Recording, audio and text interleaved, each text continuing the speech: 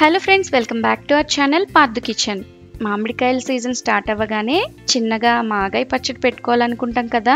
అలా అనుకునే వాళ్ళు ఒకసారి ఇలా ట్రై చేసి చూడండి, మీకు ఖచ్చితంగా నచ్చుతుంది.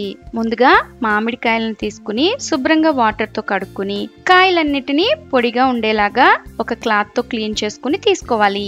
ఇక్కడ నేను 5 మీడియం సైజ్ మామిడికాయలను తీసుకుంటున్నాను. చూస్తున్నారు కదా, ఈ కాయల నుంచి ఇలా తొక్కను పూర్తిగా చెక్కేసుకోవాలి. ఇలా చెక్కుకున్న మామిడికాయలను ఇక్కడ చూపిస్తున్న విధంగా కాయకు అన్ని సైడ్స్ ఘాట్లు పెట్టుకోవాలి.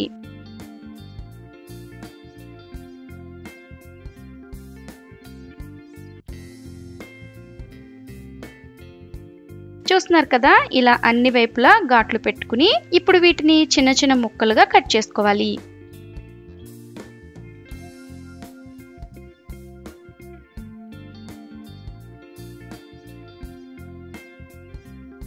ఇలా కట్ చేసుకుంటే ముక్కలు పల్చగా అలాగే చిన్నగా కట్ అవుతాయి. అలాగే ఎండలో ఆరబెట్టుకున్నప్పుడు త్వరగా డ్రై అవుతాయి.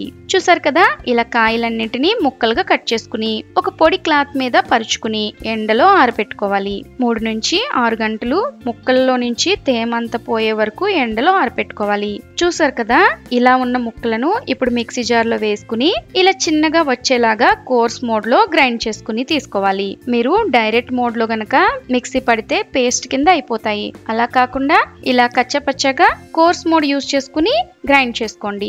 ఇలా రెడీ చేసుకున్న మామిడికాయ ముక్కలను పక్కన పెట్టుకోవాలి. ఇప్పుడు పచ్చడి కోసమని మామిడికాయ ముక్కలను రెడీ చేసుకున్నాం కదా.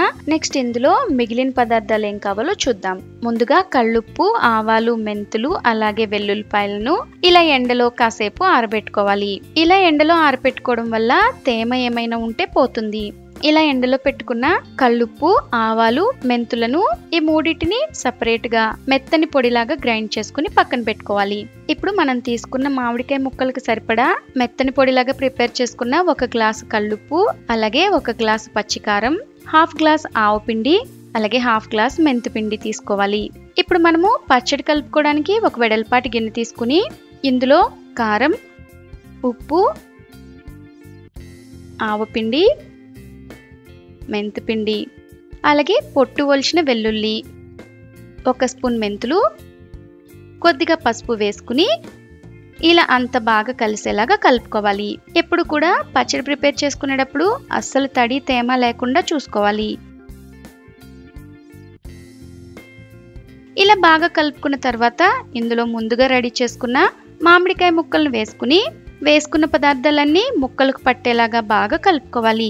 చూడండి, మీరు మామిడికాయ ముక్కలను తేమ లేకుండా ప్రిపేర్ చేసుకుంటే ఈ పచ్చడిని ఫ్రిడ్జ్ లో పెట్టుకోని అవసరం లేదు. ఒకవేళ ఏ మాత్రం ముక్కల్లో తేమ ఉన్నా 3rd డే నుంచి ఫ్రిడ్జ్ లో పెట్టుకోండి. ఇలా బాగా కలుపుకున్న ఈ ముక్కలలో ఇప్పుడు ఆయిల్ యాడ్ చేసుకోవాలి. ఇలా కలుపుకుంటూ కొద్దిగా ఆయిల్ యాడ్ చేసుకుంటూ ఇలా బాగా కలుపుకోవాలి.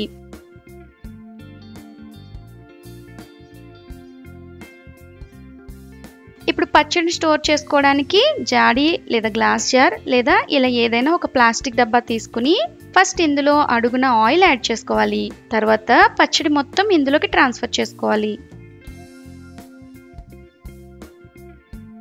ఇలా లాస్ట్ లో మరి కాస్త ఆయిల్ యాడ్ చేసుకుంటే మాగాయ పచ్చడి రెడీ అయినట్లే.